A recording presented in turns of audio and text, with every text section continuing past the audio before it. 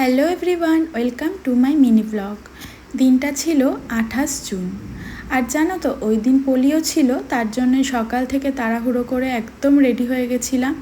একটু টেনশানে ছিলাম, কারণ যেহেতু উড়িষ্যায় আমি প্রথমবার পোলিও খাওয়াচ্ছি আনশুকে।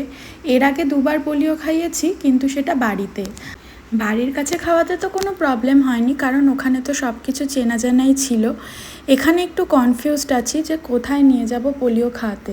এমনি মোটামুটি শুনে নিয়েছি যে কোথায় পোলিও খাওয়ায়, এর জন্যই তাড়াহুড়ো করে ওই রেডি হওয়া আর কি। আর এদিকে দেখো আমি ঠাকুর পুজো করছি, আর ওদিকে দুটো ছোট হাত এসে নকুলদানাটা তুলে নিয়ে গেল।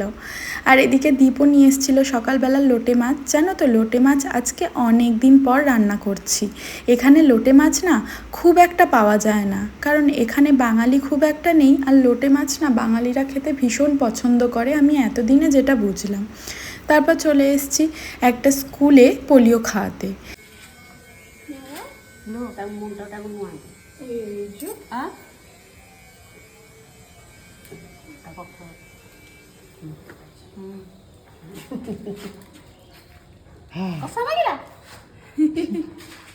সকালবেলা জানো তো আমি অনেক কিছু রান্না করে গেছিলাম, লাল শাক, ডাল, লোটে মাছ, আর এই যে এখন স্যালাডটা, এটা দীপ কাটলো।